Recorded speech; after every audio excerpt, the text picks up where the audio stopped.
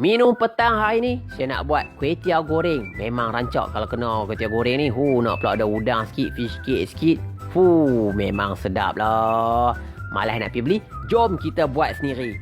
Mula-mula kita hiris bawang besar sebiji. Jangan banyak sangat. Satu biji dah cukup. Kita hiris bawang besar sebiji, nipis-nipis. Jangan tebal sangat sebab apa kita akan gunakan untuk menumis tu nanti. Dan kemudian ambil 4 ulas bawang putih pun kita hiris juga. Kita tak kisah, kita hiris je. Dan kemudian kita potong daun kucai lebih kurang dalam 1 inci ke 1 inci setengah lah dia punya panjang tu. Agak-agak lah lebih kurang dalam 3 ke 4 pokok dah cukup dah. Jangan banyak sangat. Kucai kena ada dalam kuih tiaw.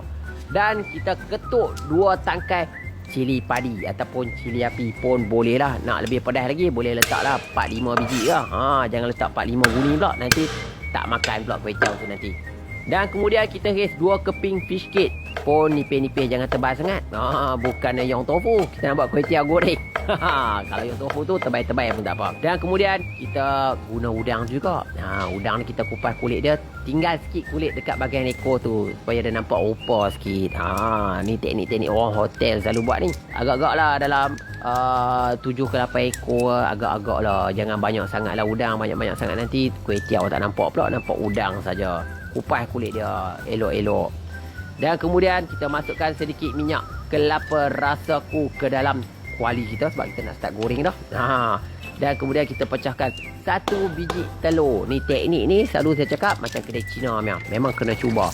Pecahkan 1 biji telur ayam ke dalam minyak yang telah kita panaskan tadi. Dan kemudian kita kacau dia sampai dia betul-betul hancur. Ni kita panggil car. Dia car sikit. Dan kemudian masukkan bawang besar yang telah kita hiris tadi tu. Kita kacau-kacau dia sampai dia betul-betul naik bau. Agak-agak bawang tu garing elok. Kita masukkan bawang putih yang telah kita hiris-hiris juga tadi tu.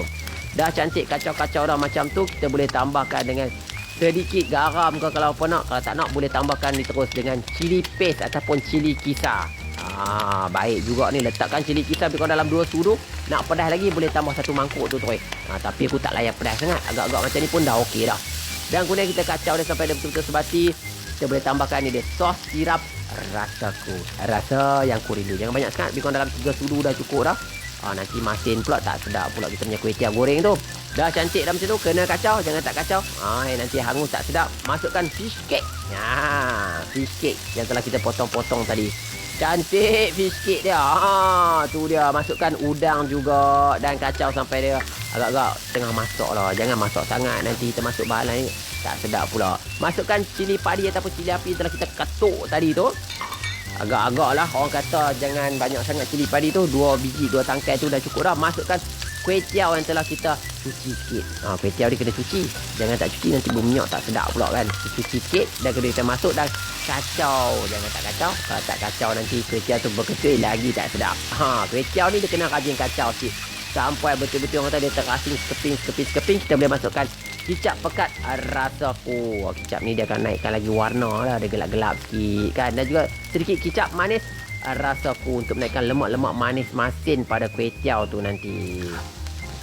Kuih tiaw macam saya cakap betul. Kena kacau. Tak kacau nanti dia berketul tak elok. Ni kalau letak kerang sikit pun sedap juga. Masukkan kucai. Nampak tu dah naik dah. Ada hijau, merah-merah kuih tiaw gelap-gelap kicap sikit. Dah macam dekat kedai dah. Tapi tak siap lagi. Kita kena kacau dan masukkan sedikit tauge. Tauge dengan kucai memang permainan dalam kuih tiaw goreng. Tak ada ni tak jadi kuih tiaw goreng. Baik. Dah cantik dah macam tu. Kacau. Kita tuslah sikit. Tu dia melambung habis macam kat kedai. Ni Ahong tengok pun jealous ni. Baik punya tu. Baik, lepas tu kita nak buat apa? Kita boleh hidangkan lah. Hidangkan dalam pinggan. Lepas tu nak tambahkan sedikit bawang goreng ke pun boleh juga. Nak letakkan daun sup pun boleh. Tak ada masalah. Kita buat dia. Jangan tengok saja. Kena cuba resipi yang cukup mudah ni.